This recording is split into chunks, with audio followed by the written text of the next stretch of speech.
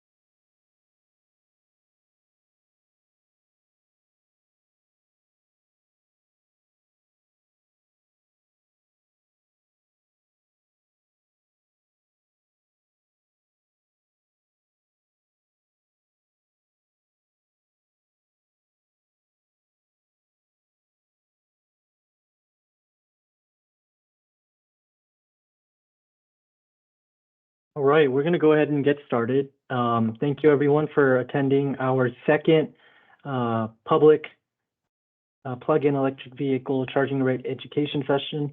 This is actually the first one where we're specifically framing it and marketing it as the public PEV rate. The first webinar we held back in November of late last year was focused on both the public and the residential, so it covered both of the rates, but today we're going to specifically focus on the public rate geared, normally towards site hosts, businesses, and not your individual residents at their home. So a lot of the folks that registered for today's webinar look like were those that fit that kind of mold of being an organization that could offer workplace charging, public charging for their community members. I saw a couple of counties and municipalities, saw some companies as well, so that's good to see.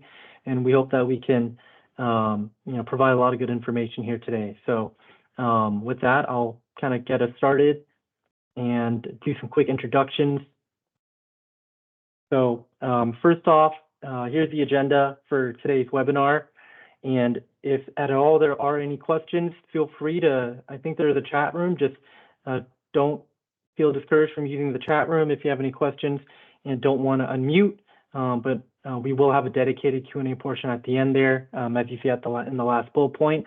But today's webinar will focus mainly on four things. We're going to go over the public PEV rate again and kind of some of the newer details that have kind of risen from AEP and from the stuff that they're working on with the Utilities Commission and any new updates for you all that could be interested in applying for this rate. So we want to talk about the eligibility requirements and the criteria that fit for you to actually be, number one, a customer of AEP, but number two, the things that you'd have to do to make sure that you would fit into the program and can apply and follow up with AEP on actually utilizing this rate when you look at your electricity bill at the end of the day and see those savings. And then third, we're going to go through some different scenarios of cost savings for the actual public rate.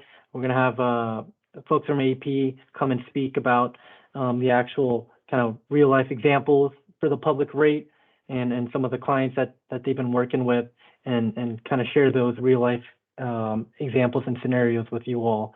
And then lastly, we're going to have someone from Clean Fuels Ohio talk a little bit about fleet electrification and some of the work that we offer to provide fleets and governments and counties and anyone that kind of is operating vehicles and some of the services that we offer if you're looking to electrify your fleet of vehicles, whether they're police cruisers or city vehicles or small operating vehicles for your business. we offer in-house fleet analyses that can show you the total cost of ownership, return on investment, if you were to consider EVs as a drop-in replacement for your traditional ICE vehicles. So hoping to have this all finished here by the end of the hour. And so with that, we're going to go on to the next slide here. Just a bit about Cleanfield, Ohio. First of all, my name is Tim Cho, Senior Manager of Federal and Special Projects. We've been around for more than 20 years, based in Columbus. And we're a nonprofit. For those that don't know us, we're also a designated U.S. Department of Energy Clean Cities Coalition. So we're part of an active network of more than 75 different coalitions across the country, and even including territories like Puerto Rico as well. So we're growing more and more every year in this network that has a lot of connections with alt fuels and vehicle technologies and just things that are promoting clean fuels and technologies in the transportation sector. And Cleanfield, Ohio is pretty much at the forefront of that. And we're intertwined with a lot of different MPOs, planning commissions, state agencies, utilities such as AEP, and OEMs, vehicle OEMs, technology provider OEMs as well. So we do it all pretty much. And, you know, as you see here, we're fuel neutral, so it's not just electrification that we talk about. We do a lot of webinars that focus on other alternative fuels as well, like biodiesel, hydrogen, propane, natural gas, just to name a few. But yeah, we're here because we want to kind of spread the word on the public PEV rate and how folks that are electrifying their efforts, or trying to deploy electric vehicles or even EV charging stations at that point, to offer as as something that is an amenity and a service to your stakeholders and to your clients. We want to be able to show you what you can do to kind of accelerate that and see the benefits as site host. So right here, I'm going to pause and let Brian from AEP take some time to introduce himself. And Brian, I think you're unmuted, so if you want to try speaking, let's see if it's working. Quick sound check. Tim, am I sounding good? Yep, loud and clear, sir. Right. I appreciate it. Everyone on the call, thanks for joining it Wednesday at 2 p.m. after lunch. I know we're right in the middle of the day, so look forward to the riveting conversation of EVs and kind of, EV infrastructure. So real quick, Brian Billing, AEP Ohio, Customer Support Programs and AMI Operations Manager. So one of the programs is kind of EV education and the tariff support that we offer. So real quick on this slide, 1.5 million customers in AEP Ohio service territory, 44 million kWh, or MWH, sorry, that's about 4 million residential homes that would be served. And you can see it goes all the way down to the river, all the way up to the northern end of the state. So moving on from this slide, Tim, if you would, next slide. So what we're here to kind of talk about, let everyone know. So public charging availability came as a product from a case in December of 2021. So it's eligible for any new public DC fast or level 2 charging that's been installed after June 1st of 2021. So, real quick, I don't want to assume level 2 is about 7 kW to upwards of 20 kW.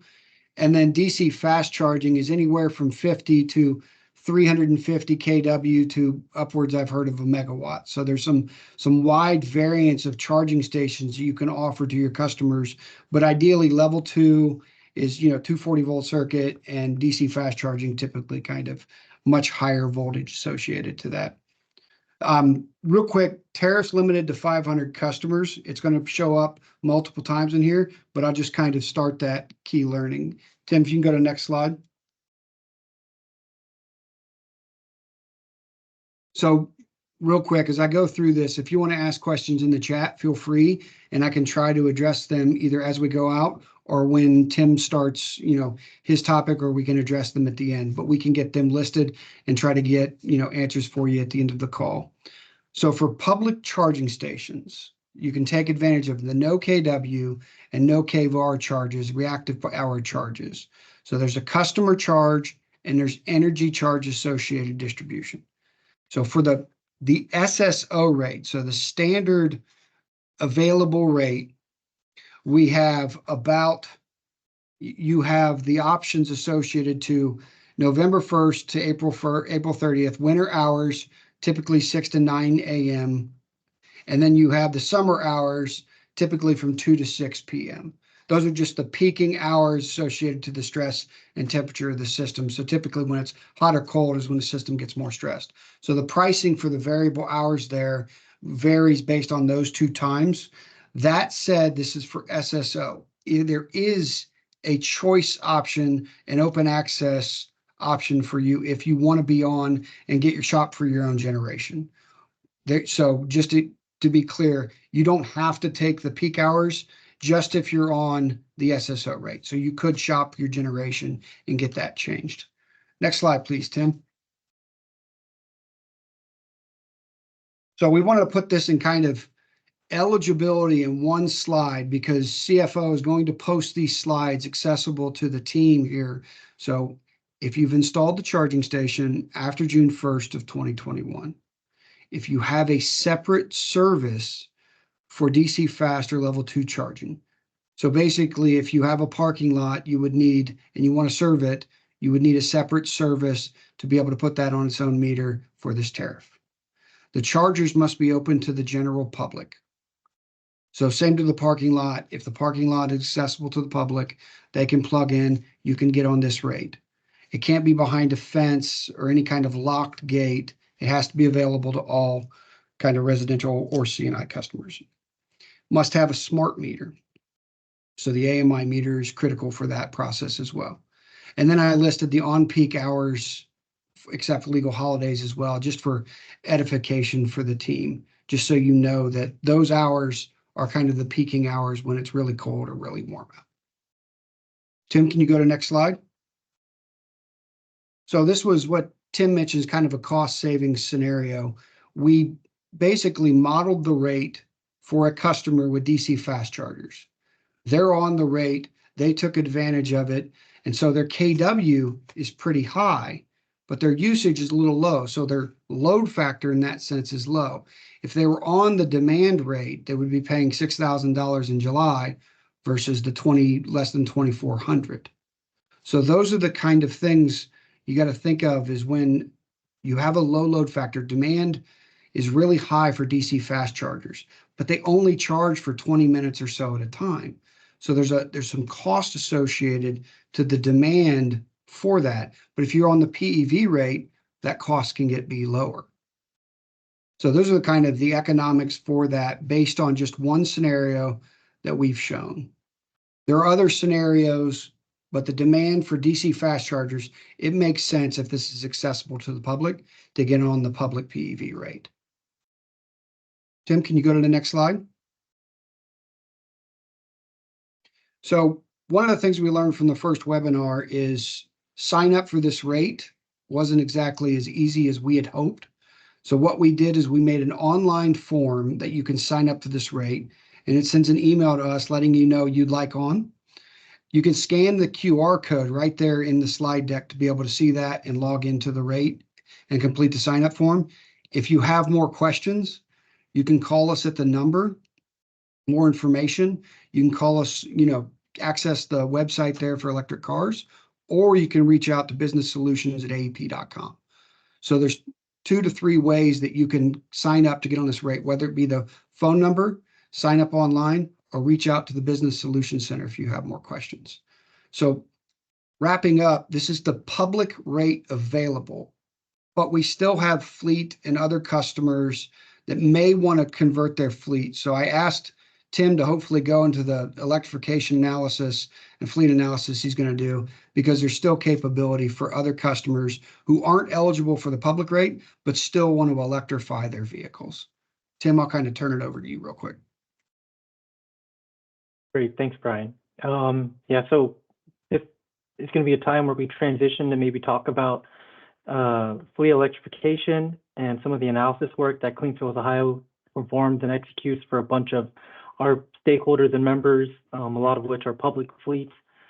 smaller fleets anywhere from between like 50 to 100 vehicles. So, as you've kind of soaked in this information that Brian has presented about the public rate, feel free again to raise your hand if you have any questions. Brian, I don't know if you can see the chat, but there might be some questions feeding through. So you can probably take some time to respond at any point. But I think, right now we'll go ahead and kind of talk about the fleet analysis report. So I'll let Hannah Ruskin from Clean Fields, Ohio, unmute herself, and I'm going to set up the next couple slides here for Hannah. And Hannah, you can just, talk real briefly about the work that you do. Hannah is the professional services manager at Clean Fields, Ohio, and she's been working with a lot of different fleets based in Central Ohio, but also across the state. And she's kind of go through what she does on a day-to-day with these different fleets when they're looking to electrify their vehicles. So Hannah, take it away. Yeah, of course. Hi, everybody. I'm Hannah. I'll go ahead and get into this little discussion about our fleet electrification analysis that we do. I just have a few slides here to touch on. So when we talk about our fleet electrification analysis, or our EV fleet analysis, that consists of 5 main points, and you can see on this slide, they're listed for you. The first part of the analysis is data gathering on fleet operations and also doing introductions with the fleet and just kind of getting, establishing goals and seeing what this specific fleet needs. Is it a small fleet? Is it a big fleet? Our next step from there would be to establish fleet key performance indicators, or KPIs, and those goals again. And then evaluate the available options. So what are the most prominent EV options on the market right now? What would make most sense for the fleet that we're working with? And then, are there any specific vehicles that fleet are interested in for the analysis for our replacement options? And then from there, after we've done evaluating the KPIs, which is really getting in depth with the annual mileages, the annual fuel costs, fuel economy of each vehicle in the fleet. After we go through and evaluate all of those, we make our replacement recommendations, which includes our TCO portion of the analysis, or the total cost of ownership portion, where we take each regular gas vehicle and we analyze it compared to their replacement EV or hybrid vehicle even. And we take that to see how much money you could save with that replacement over 10 years with that specific vehicle and how it's driving in your fleet.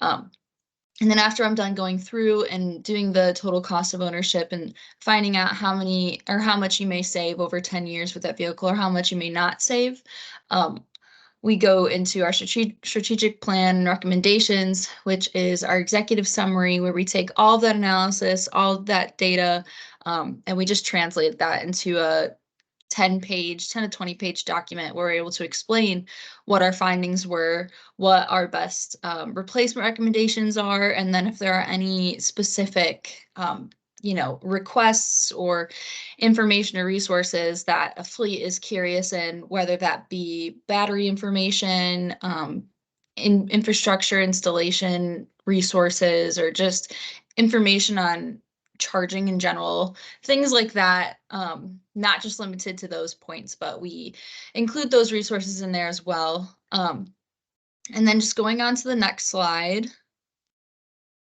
Here is just kind of an overview of our fleet KPIs, or key performance indicators. This is where we take, like I said earlier, where we take each vehicle in the fleet and we just kind of, it's a big summary of saying how many of that type of vehicle are in your fleet and how are they driving pretty much. What are your average annual miles? What are your average miles per day, average annual fuel use, average annual fuel costs, the cost per mile, all with how that vehicle is driving in your fleet currently. And this just kind of sets everything up for a total cost of ownership. So we can use these numbers to kind of say, like, okay, you're driving this much in this vehicle, and then if you switched it with this EV, with the way that you're driving currently, this is how much you would save, and that is for the TCO. And then also, this is just kind of the data that we look for when we're doing our fleet electrification analysis. Mainly what we're looking for is that basic data. So for vehicle inventory data, what's the make, model, year of that vehicle? Do you have the VIN number in case we need to look for any extra details? For the vehicle usage data, the basic data is just fuel type. What are your gallons per year, miles per year? And then replacement cycle data. So that's just mainly what are the guidelines, or maybe what's the specific wish list that a fleet has for us when we're doing our analysis.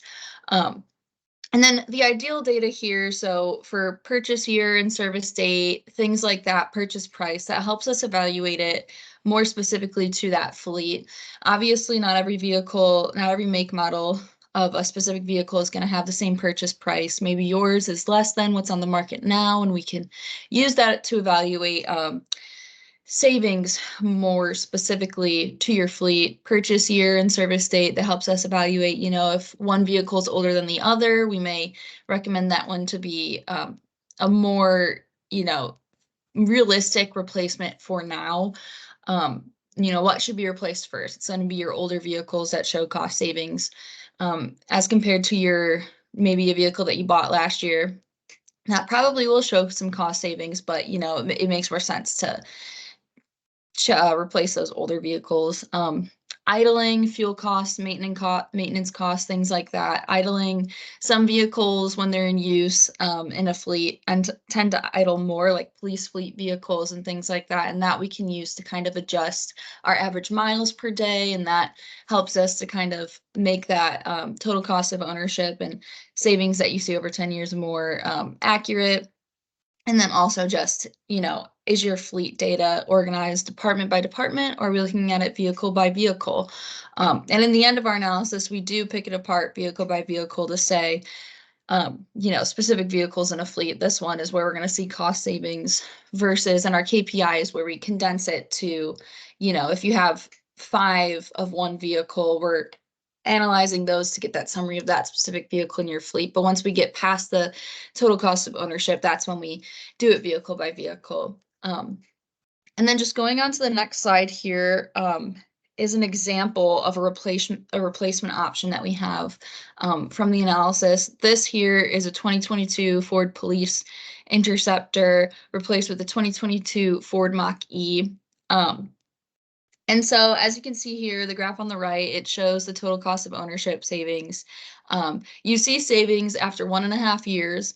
So that's when those two lines cross. As you can see, the orange line there is the EV replacement, and the blue line is that regular gas vehicle.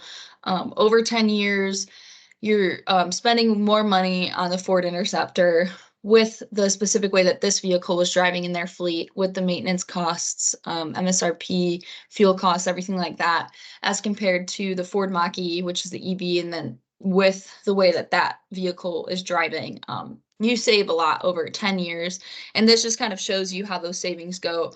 You can visualize over the 10-year life cycle of the vehicle, how much you will be saving.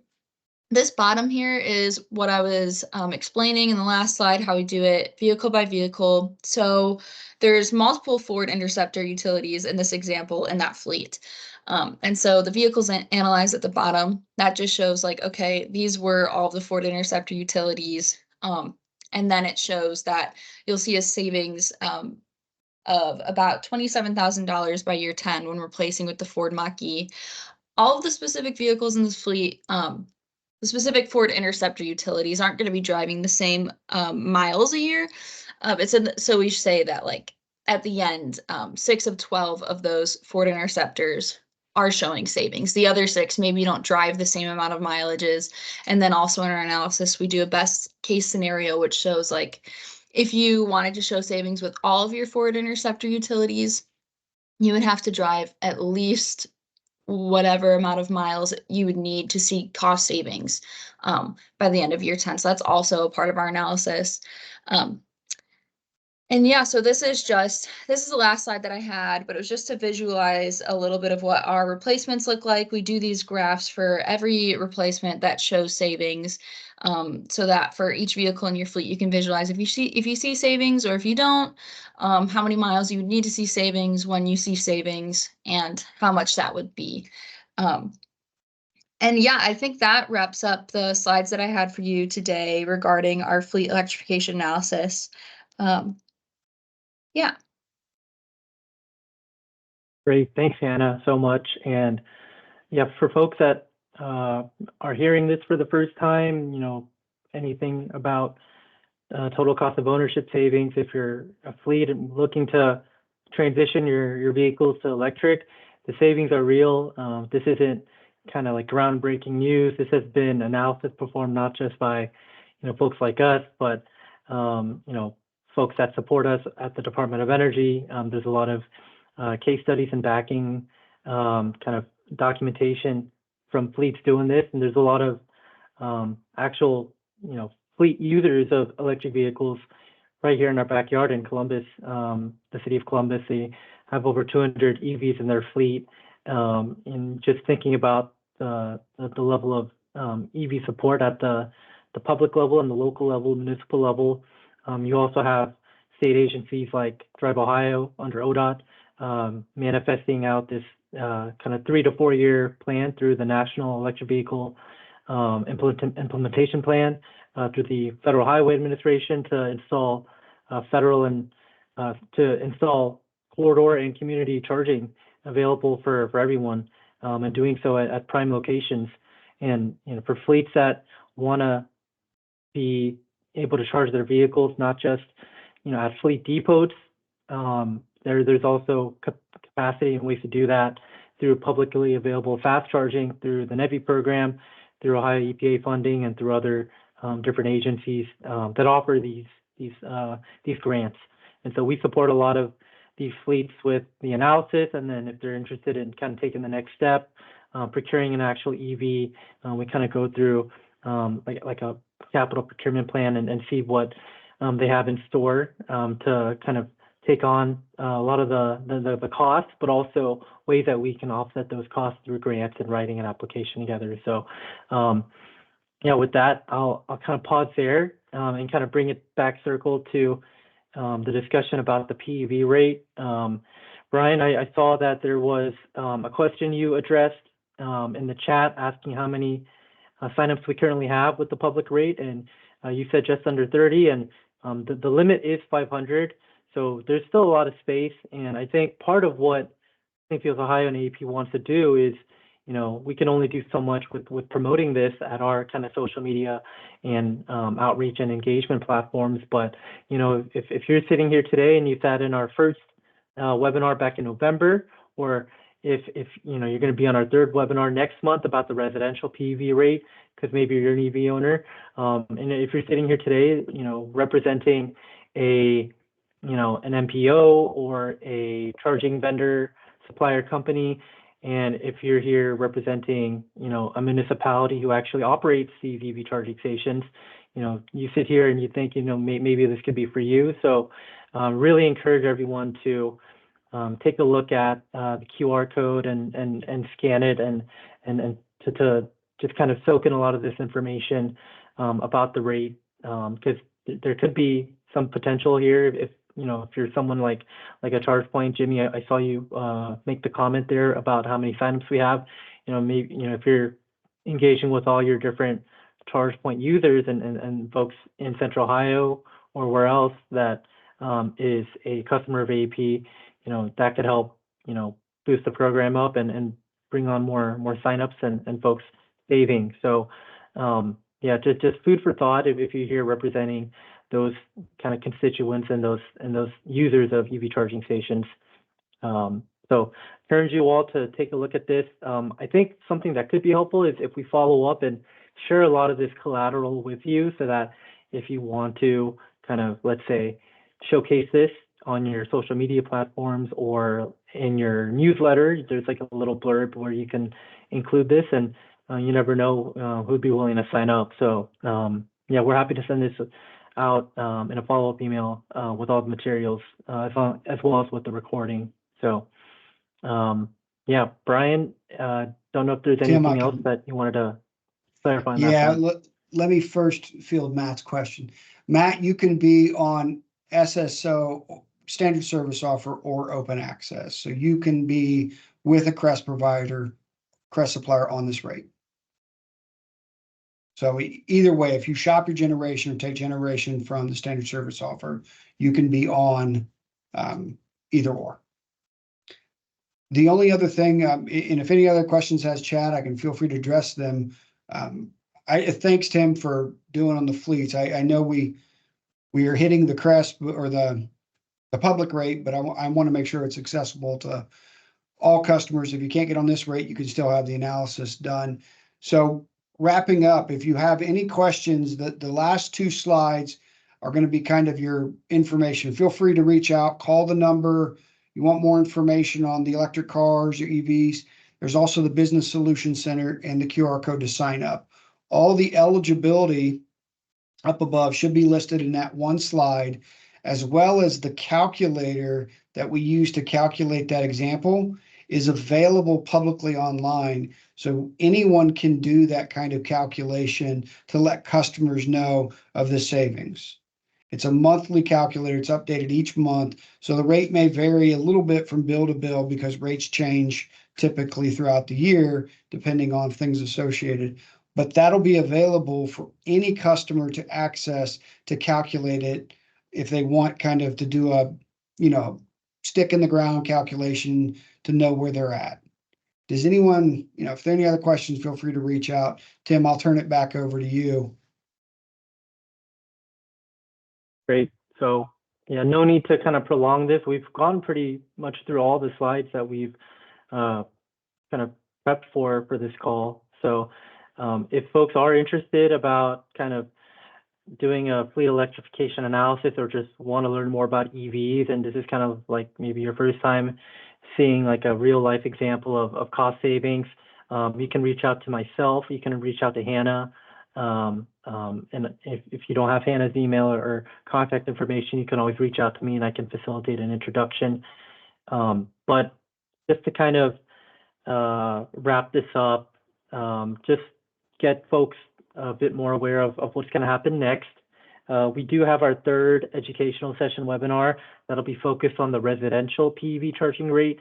So again, if you're an owner of an EV and you have your own Tesla or Chevy Bolt or Mach-E, and you want to kind of see what options there are for you to kind of save money on your electricity bill, and if you're a customer of AEP, we're going to have something similar, but just with content varying and a lot more maybe different topics focused on the resident kind of side of things. We're going to hold that in April, so next month. So we're going to look to schedule that at some point next week and kind of do another kind of registration link for that webinar, and encourage you all to sign up, or if you have friends and colleagues and peers, family members who are owners of electric vehicles, you could do us a favor and send that registration link so they can kind of learn more. And again, I think from what we've heard, it's also a 500 cap for the residential customers. There is potential for that number to increase, and just because with more residents than kind of site hosts and businesses, they're possibly going to increase that sign up cap. So more information to come at the next webinar. And as we've been kind of preparing for next steps after the educational sessions, we want to really obtain a bit more raw customer feedback through the form of like focus groups and interactive surveys that we've been preparing for the last kind of month or so. But we want to really demonstrate how effective this pilot tariff rate is, and based out of the folks that have signed up, will sign up over the next few months, and kind of see what their savings look like, and again, just see how valid and beneficial this is for AEP customers that own EVs. So we're gonna look to send out a survey if folks are interested in joining these focus groups, probably next month once the third session is over. And these focus groups will be different based off of which rate you're looking to apply for. If you're a resident and want to kind of get more feedback from AEP and just from other customers using the residential rate, we want other residents to kind of be in this forum providing feedback to each other and sharing things to us as well. And then same thing for the public rate. local businesses, site hosts, workplaces will get together, be in a focus group, and demonstrate that effectiveness of the rate as well. So yeah, more information to come over the next few weeks around April for that. But yeah, this is an effort that's going to take place throughout the spring and the summer, and we're ideally looking to wrap up a lot of our findings in the fall. So we hope to, number one, get a lot more signups between now and then for both rates, and for folks to just continue to stay engaged, just sit in and listen, and just kind of share this information to your peers, colleagues, family members, your constituents, your stakeholders, and anyone else who you think be of value to. So we hope this was helpful. And again, maybe we can pause here for a minute or so if folks do have any final lingering questions that you can put on the chat or raise your hand if you want to kind of speak up and kind of say it through the mic. But if not, yeah, simple, straight to the point with some of the information here. I'll leave the QR code here for folks to look at again. But yeah, I'll pause if anyone has any remarks or final questions. Tim, to be clear, you are sending this PowerPoint deck out to the registrants, correct? Correct. Yep. I will send this out in PDF form, and the recording to this for folks who weren't able to make it today. I know this month has been crazy with webinars and a lot of funding opportunities coming out. So I'm sure folks are registering for as many things as they can. So this will be available through YouTube. Clean Fields Ohio has a YouTube channel, and we're going to post this through that platform, and that'll be available through a link hopefully by tomorrow morning. And so at that same time, I'll look to send the slide deck out as well. And then what I'll do is probably around a week from now, a week or two, get all the folks who've signed up to register to listen in and send them more information about the focus group effort and a link to the interest form survey if folks are interested.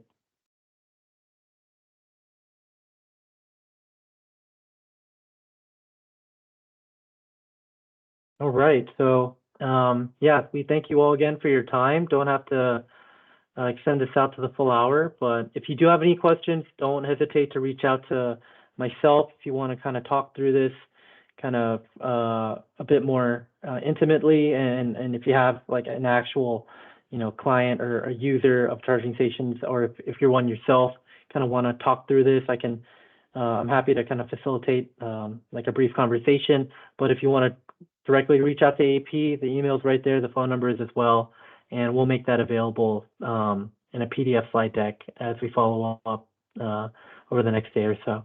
So if no one has any other final questions, thanks again, and hopefully you get to join this rate and sign up, and we're looking for folks to benefit from it. So thanks again for your time, and have a great rest of your Wednesday, everyone.